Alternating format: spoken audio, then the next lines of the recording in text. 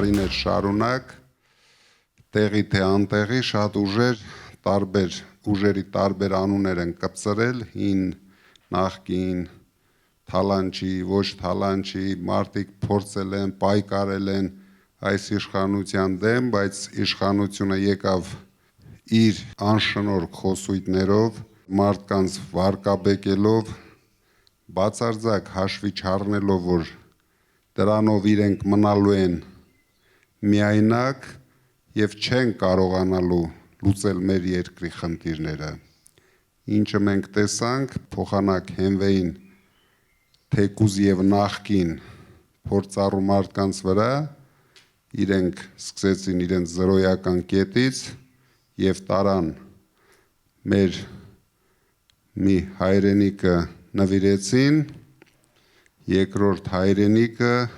նույն ճանապարհի վրա են դրել։ Դրա համար որոշեցինք կանգնեցնենք այս process-ները, քանի որ սա ընդհանուր մեր հայրենիքի, մեր ազգի գործն է, մենք ազգովի պետք է վռնդենք սրանց իշխանությունից ու հետո միասին դուք էլ օգնելու եք մեզ կառուցենք ուժեղ Հայաստան։ Մենք պետք է շուտ ջնջենք մեր իրականությունից այս 8 տարին, որ մենք ունեցել ենք։ Դա մեր ազգի խայտառակության տարիներն են։ Ինչքան շուտ մենք մոռանանք, այնքան շուտ կունենանք պայծառ ապագա։ Բայց ուզում եմ զգուշացնեմ, սրանք շատ նենգ են, սրանք շատ համառ են, սրանք կորցնելու բան ունեն, իրենց աթոռները, իրենց թալանը, քանի որ այս տարիների ընթացքում վախի մթնոլորտ ստեղծելով մեր ժողովրդի մեջ, վախեցնելով, որ սեպտեմբերին է պատերազմ լինելու, հունիսին է լինելու, հոկտեմբերին է լինելու, իրենք պատերազմները բերել են, իրենք պատերազմները պարտվել են, հիմա բոլորը մեղավոր են, բացի իրենցից։ Բացի իրենցից, մեր վերջին 30 տարիների ընթացքում ոչ մեկը պատերազմ չի պարտվել։ Այս մարդը եկավ, միանգամից 3 պատերազմ պարտվեց, մեր ժողովրդին նվաստացրեց, հիմա ամբողջ հայ ազգ, ամբողջ աշխարհում վստահ եղեք իրենց տեղը չեն գտնում, որովհետև առաջ մենք ունեինք մի հույս, մեր հայրենիքներ, բոլորը հասկանում էին, որ իրենց լավ ու վատ օրվա տեղը կա,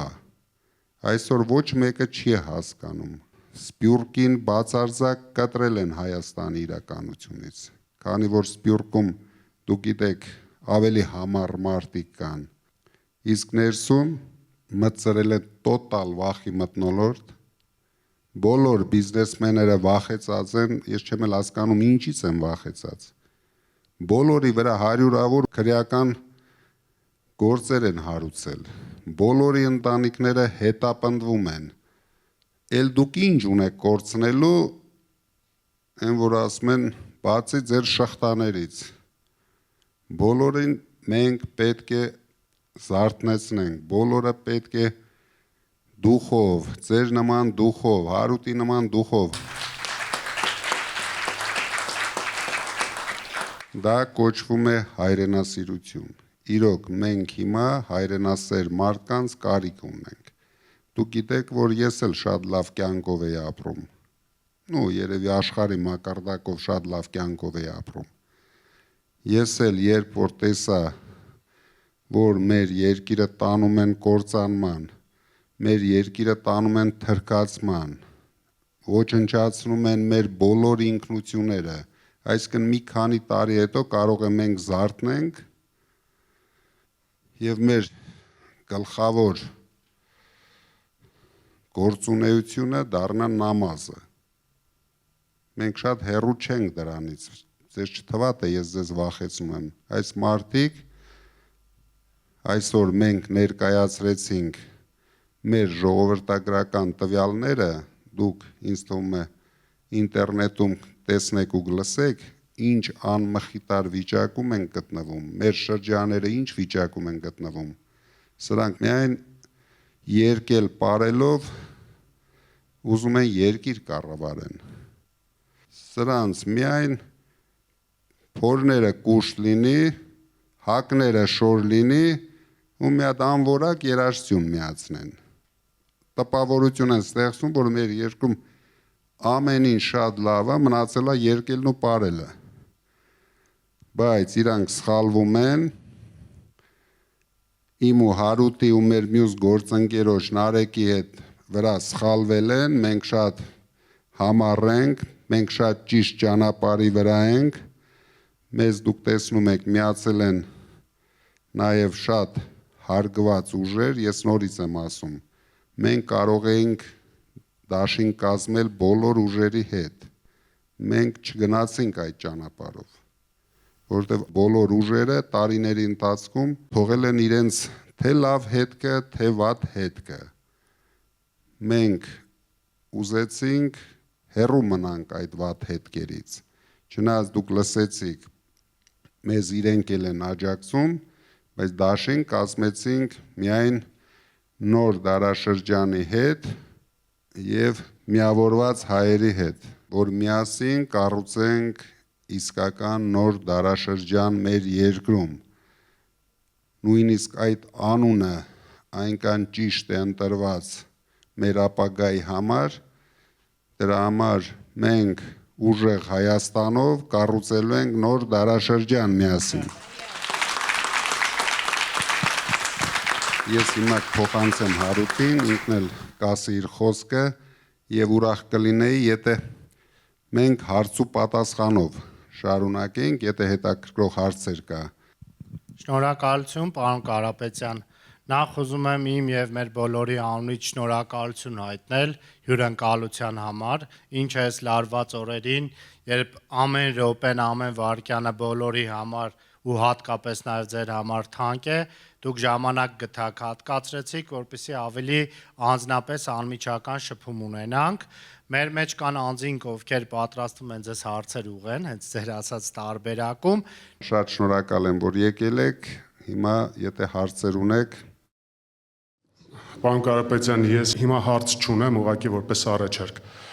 Քանի որ մենք ասում ենք փոքր բիզնեսը զրո հարկ պիտի վճարի, ես կխնդրեի նաև մեր այսպես ասած այդ ծրագրային դրույթի մեջ մտցնենք փոքր բիզնես զրո վարչարություն գաղափարը, որովհետև այսօր ամբողջ բիզնեսը տառապում է այդ վարչարության, այսինքն ոչ թե վարչարության, այլ տերորից։ Փոքր բիզնեսը տառապում է իր ձևով, մեծ բիզնեսը տառապում է իր ձևով։ Մենք ուղղակի փոքր բիզնեսի համար եւս մտցնենք այդ գաղափարը զրո վարչարություն փոքր բիզնեսի համար, մեծ բիզնեսի համար արդար վարչարություն։ Շատ կարևոր հարց եք բարձրացնում։ Մենք երբ ասել ենք զրո հարկ փոքր բիզնեսի համար, մենք նկատի ունեցել ենք, որ վարչարարությունը հասցնելու ենք մինիմումի, բոլոր տիպի։ Փոքր բիզնեսով զբաղված մարդիկ չպետք է տեսնեն իրենց հսկող մարդկանց, բայց փոքր բիզնեսի մեջ կան այնպիսի բնագավառներ, որոնք ուղիղ կապ ունեն մարդկանց կյանքի հետ։ Ու ասենք,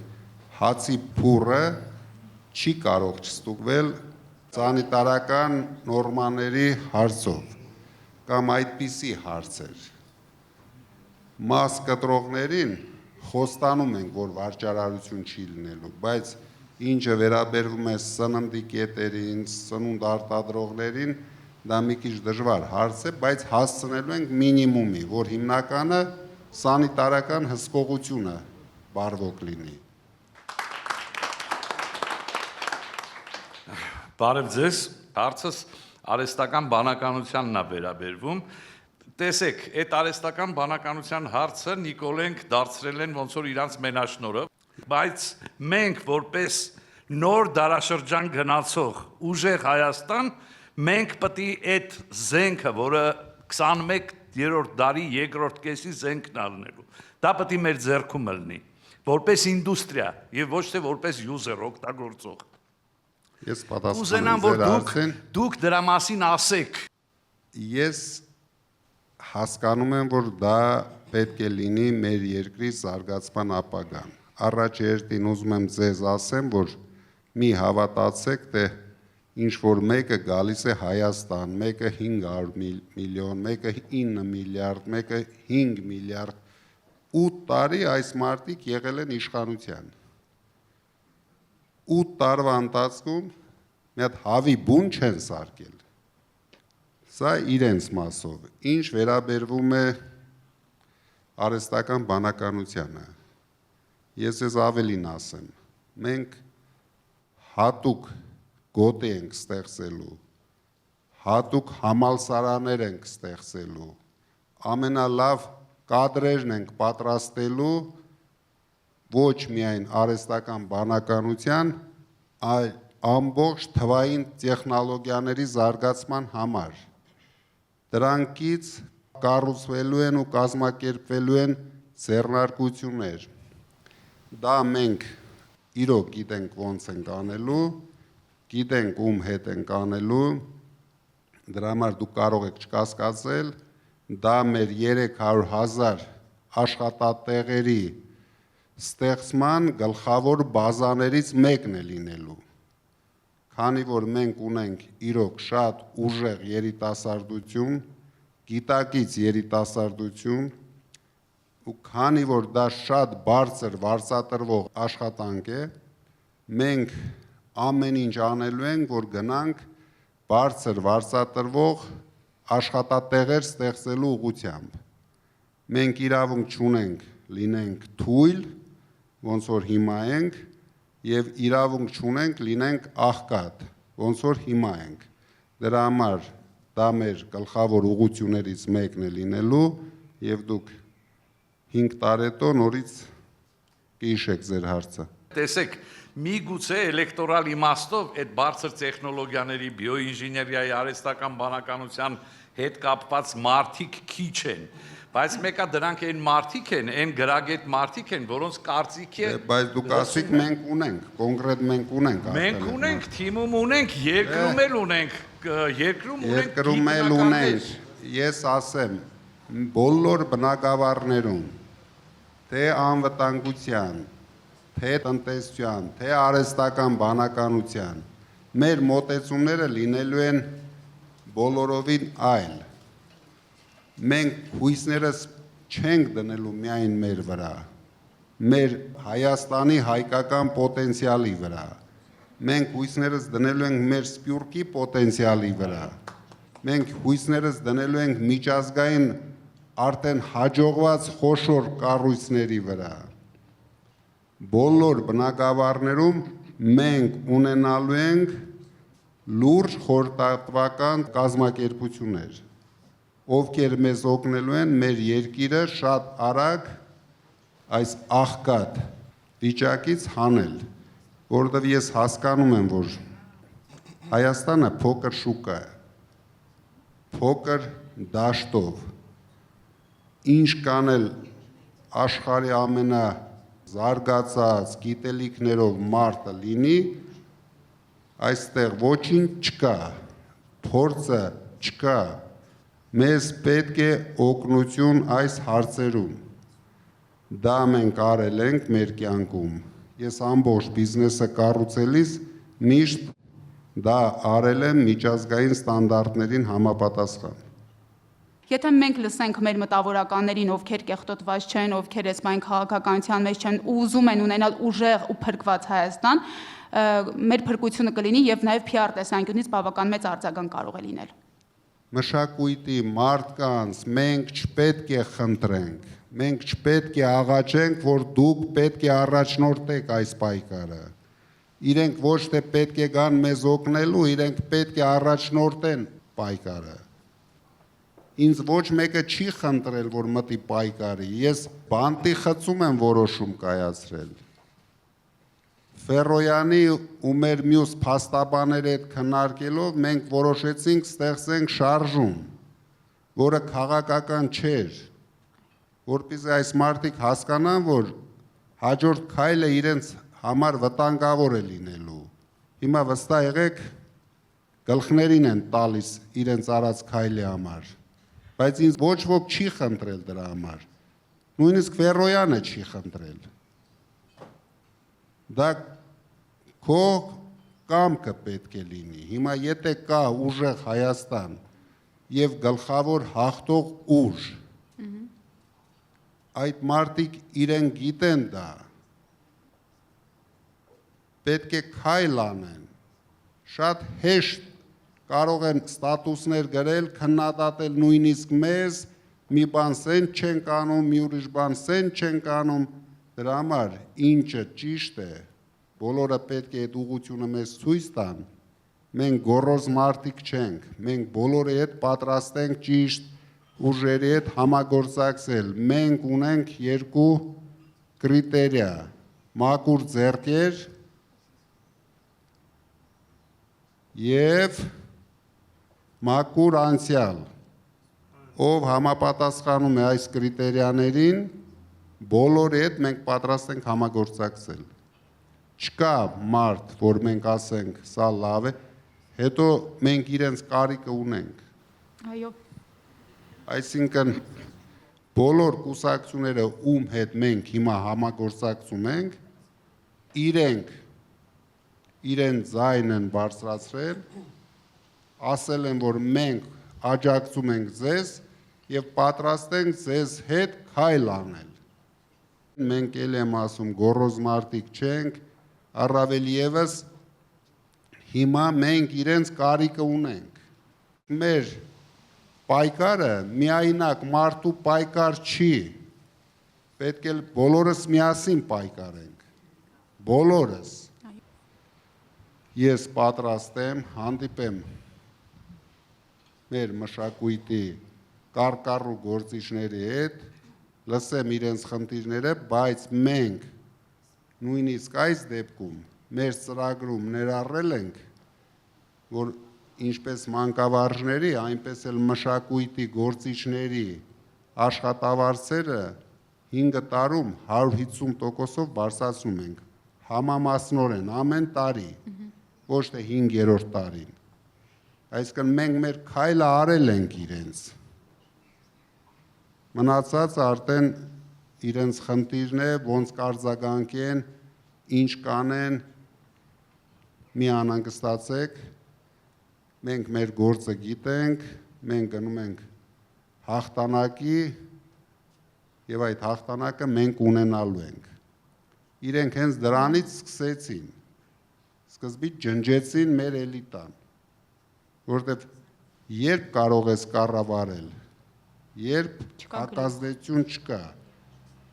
ընդհանրապես առաջի հակազդեցությունը դուք գիտեք, մշակույթի մարդիկ են ձևավորում, բայց հիմա ցավոք Հայաստանում այլ մթնոլորտ է։ Դուք տեսնում եք եւ լսում եք ամեն օր մեր անմեղ մարդկանց գլխին սարկում են, ձերբակալում են, կալանավորում են, բայց ինձ թվում է նույնիսկ հայ ժողովուրդը զարմացած է, որ այդքան ապօրինություններից հետո մեր շարքերը ամեն օր կրկնապատկվում է։ Տեսնում են ինչքան ուժեղ մարդիկ ունենք մենք։ Ոչ մի մարդ չունենք, որ ընկճվել է, որ հետ է կանգնել իր պայքարից, Գոհարը դատարանից ուղիղ գնացել է օֆիս պայքարելու, որ 3 երեխայի մայր էր, նույնիսկ չի գնացել ամբողջ գիշեր դատարանում լինելով, երեխաներին տեսնելու, ուղիղ գնացել էր օֆիս պայքարելու համար։ Սա է հայրենասիրությունը, սա է թիմը։ Թե չէ ասենք ամեն մեկը, ես լավ գիտեմ, մեզ էլ շատ սիրուն քննադատողներ կան, կասեն կարելի էր էսի սենց անել, կարելի էր, եկեք անենք, առաջարկություն տվեք ինչ անենք։ Թե չէ նստել տունը ստատուս գրելու մեզ առաջարկել ինչ-որ ճանապարհ, որը մենք չգիտենք հետո ուր է տանելու, դրա համար մենք մեր ճանապարհը գիտենք, այն որ ասում են սաղ կենա հարուտը, իրար հետ գնում ենք, ես հանգիստ եմ, հարուտը ինձ խոստացել է բացարձակ հաղթանակ, դրա համար ես դա չեմ մոռանալու, Հենվելու եմ Հարութի խոսքերին, մեր բոլոր գործընկերների խոսքերի վրա ու գնում ենք առաջ։ Շնորհակալություն, որ դուք ձեր տակ տեղը թողեցիք եւ եկաք Հայաստան։ Եվ իզուր չի, որ այսօր ձեր կողքին մեր ուժեղ Գոհարն է, մեր Արմենը եւ մեր Հարութը։ Մենք, պարոն Կարապետյան, ամեն մեկս մեր տեղում կանենք ամեն ինչ, որ ամեն ինչ ավելի քան լավ լինի։ Առաջին հարցը, դուք կարող եք շատ կարճ պատասխանել։ Մենք կարողանում ենք տեր կանգնել մեր ձայներին, սա առաջի հարցը։ Միջև հիմա մեզ ասում էին, որ մենք զայները հավաքելու ենք տանք Քոչարյանին, որովհետև մեզ չեն գրանցելու։ Հետո կամաց ասեցին, մեզ չեն գրանցելու։ Խելոք գրանցեցին։ Հիմա ասում են, մեզ դուրս են շպրտելու։ Գիտեք ինչ, մենք մեր պայքարը շատ վստահ տանում ենք առաջ։ Ինչ կանեն, մենք հակաքայլերը ունենք, անելու ենք հակաքայլեր։ Կա գործիքակազմը։ Ընտրախախտումներ չլինելու համար եմ ասում։ Ընտրախախտումները բոլորից է կախված։ Պարզ է, մենք շատ լավ գիտենք, շատ լավ հասկանում ենք, մի տան վրա միջև 50, դաժե 300 մարդ են ձևակերպել, նախորոք իրենք ամեն ինչը պատրաստել են, դա նշանակում է մեր առավելությունը պետք է լինի դրանից ավել, որ մենք, մեր թիմը միշտ ասում է, մենք գնում ենք բացարձակ հաղթանակի, դա էլ նկատի ունենք, որ իրենք անելու են ապօրինություններ, ամեն օր անում են, չկա օր իրենք մեր նկատմամբ ապօրինություններ չանեն, տարբեր տեսակի, բայց դրանով էլ գեղեցկացնում է մեր ընտրական պայքարը, ապօրինությունը արտարության հետ, աղքատությունը հարստության դեմ, մեր ժողովուրդը պետք է ընտրի, սրանք մեր երկիրը տանում են աղքատացման, հայաթափման։ Այսպեսի մի հարց, ելնելով այն ամենից, ինչ որ մենք այսօր տեսնում ենք, եթե նույնիսկ մենք վերցնում ենք սահմանադրական մեծամասնություն, հնարավոր է, որ Նիկոլ Փաշինյանը չհամաձայնվի եւ մարդկանց հանի արճակատման։ Ասեմ ավելին, ելնելով ընդհանրապես աշխարհում պատմություններից, շատ հնարավոր է իր բարեկամներ Ալիևը կամ Էրդողանը ինչ-որ զորքերի տեղաշարժ անեն դեպի Հայաստան, որը որ կբերի ասված ոչ անի քաղաքացիական պատերազմի։ Մենք ունենք պատրաստի այն գործիքակազմը, որ կարողանանք հետևել եւ կառավարել այդպիսի բան չլինելու համար։ Ամենակարևորը Նիկոլ Փաշինյանը այսօր ունի աջակցություն, մեր ժողովրդի աջակցությունը։ Ինքը իր չեղածը լցնում են ավտոբուսի մեջ, պարելով գնում են ինչ-որ շրջաներ ղժղժալու։ Սա է իրանց ընդամենը գործելավոճը, իրենք չունեն մարդ, իրենք ոչ մի ձևի հնարավորություն չունեն պայքարել մեր դեմ այդ ճանապարհներով, ինչ վերաբերվում է Էրդողանին ու Ալիևին, նրանք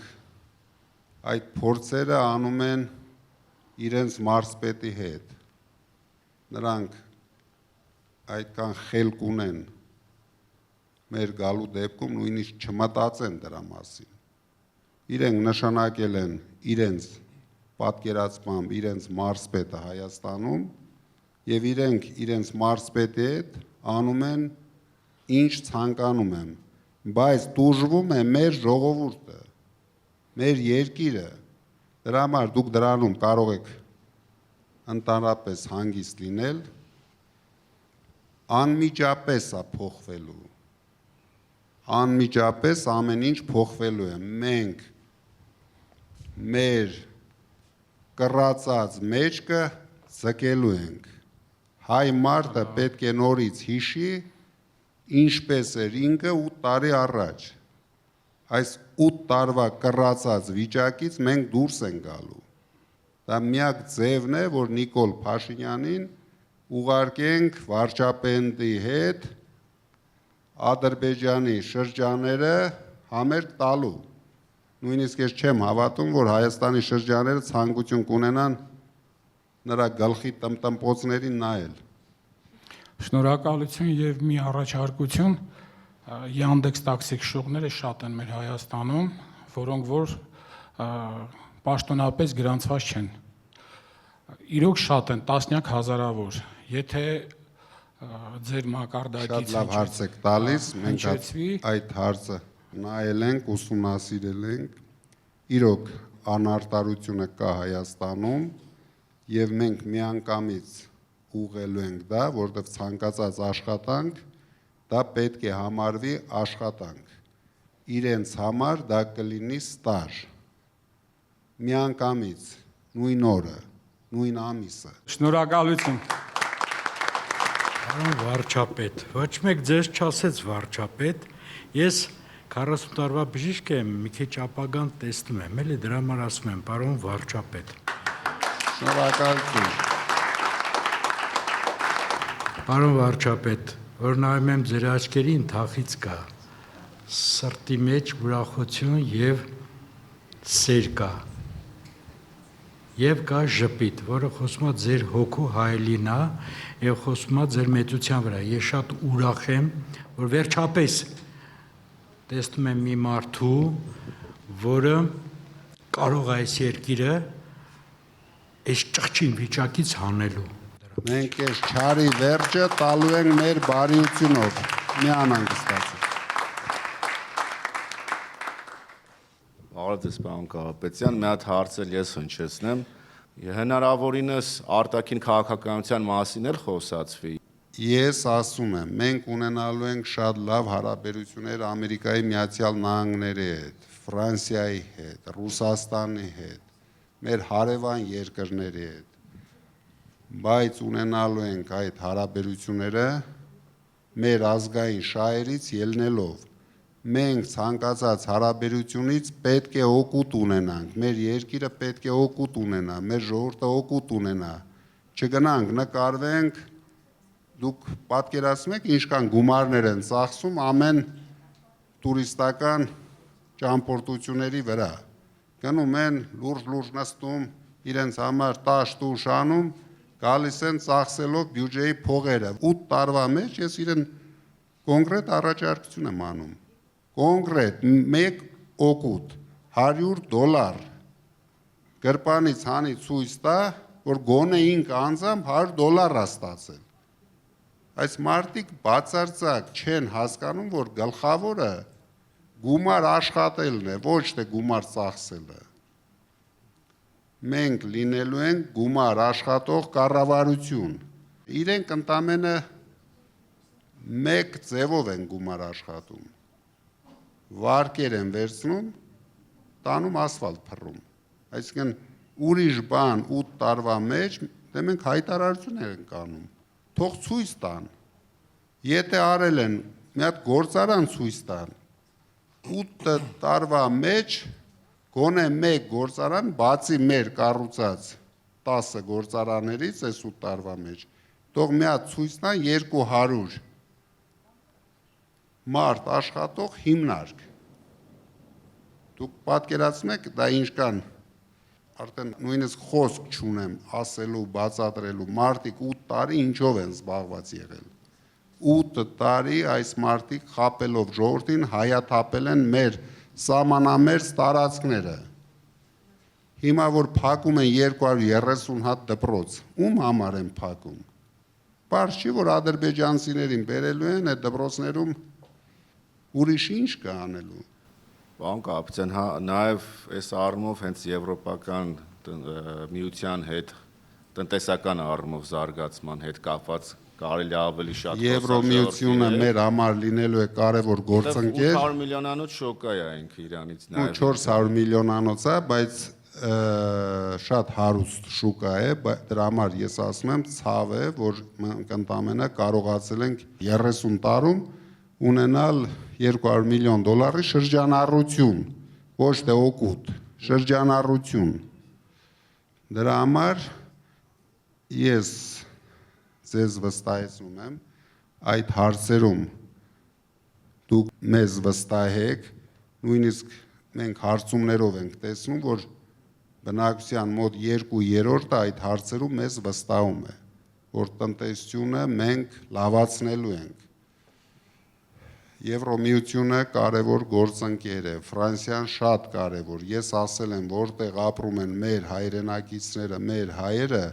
այդ պետությունների հետ մենք պետք է ունենանք շատ լավ հարաբերություն, որպեսզի այդ մարդիկ իրենց տվյալ երկրներում իրենց լավ զգան։ Իսկ ինչպես կարող ենք մենք փչացնել հարաբերությունը, թշնամացնել Ռուսաստանի հետ, եթե Ռուսաստանում 3 միլիոն հայ է ապրում, մոտ 3 միլիոն տարբեր թվեր են ասում, ես հաստատ համոզված եմ, որ վստահ եմ, որ իրենք ոչ մի քայլ չեն անելու, սրանք Եվրոպայի տեղը չգիտեն նույնիսկ։ Ձեռները բռնես տանես Եվրոպայի ցանկացած մայրաքաղաք, էլ հետ չեն կարողանա գան Հայաստան։ Ինչ Եվրոպա սրանց համար։ Այս հարցում նաև Սփյուռքի դերակատարումը ինձ թվում է օգուտ կտա նաև։ Դե Սփյուռքը մեր գլխավոր, մենք միշտ հայտարարում ենք, մեր գլխավոր պոտենցիալն է։ Չօգտագործել այդ հնարավորությունը, ընդամենը մի հատ սահմանադրության մեջ 148 հոդված են դրել, որով սահմանափակում են Սփյուռքի ներկայությունը Հայաստանի կյանքում։ Այսինքն մենք կարող է հիմա Ամերիկայում ունենք աշխարհի ամենատաղանդավոր տղան, ով կարող է 5 օրում Հայաստանի համար անի ավելի շատ, քան բոլորս միասին 30 տարում։ Բայց այդ մի հոդվածով մենք իրեն ասել ենք խելոք նստի տեղդ։ Հանկարծ մեր կողմը չնայես, այստեղ միայն ուրախ ավտոբուսի ժողովուրդը իրավունք ունեն երկեն պարեն։ Դա է խնդրեմը, որ մենք վախենում ենք, միշտ ենք վախեցել դրսի մարդկանցից։ Մենք չպետք է վախենանք, մենք պետք է խնդրենք, խրախուսենք, որ իրենք իրենց նոր գաղափարներով, նոր մոտեցումներով կան օգնեն զարգացնենք մեր երկիրը։ Գեր նպատակը զարգացնենք մեր երկիրը, որ չվախենանք Ալիևի, չվախենանք հարևան մյուս պետությունից, միայն թույլն է վախենում։ Ուժեղ երկիրը չի վախենում ոչ մեկից։ Ճիշտ հարաբերություն կառուցող երկիրը չի վախենում ոչ մեկից։ Եթե դու վստահություն ես ներշնչում քո գլխավոր գործընկերների հետ, հաստատ իմացեք, նրանք միշտ քո կողքին կանգնած են լինում, թե Ամերիկան, թե Ռուսաստանը, թե հարևանը, ուրիշ տարբերակ մենք չունենք, քանի որ ինչքան հնարավոր էր արդեն վարկաբեկեցին ու փչացրեցին, ու ամեն օր դա անելու են։ Ալիևը նստած հայտարարելու է, այս մարդը գնալու է թմբուկ նվագի, որտեղ նույնիսկ վախենում է։ Լրագրողները երբ ինձ հարց տվեցին, բախի եք սենց ասում 300,000 ադրբեջանցիների մասին, ես ասեցի, եթե չկա 300,000 ադրբեջանցիների մասին խոսք, Ալիևը հայտարարել է։ Թող բարձրանա ազգային ժողովի ամբիոն, հիմա նույնիսկ համաձայն եմ այն կառավարության հարց ու պատասխանի ժամանակ թող ասի, չի կարա գա, չի գա 300,000 ադրբեջանցի։ Վախի չի ասում, արդեն 2 շաբաթ անցավ, որտեղ վախենում է, որտեղ ինքը գիտի իր գլխի գալիքը, բայց դա կապելու է նորից հայ ժողովրդի գլխին ու հայտարարելու արդեն 5-րդ հանրապետություն մենք ունենք։ Կիսա հայկական, կիսա ադրբեջանական հանրապետություն, նոր հռչակագիր է մեզ պետք։ Էսա ամբողջ բնութագիրը սա էր։ Շնորհակալ։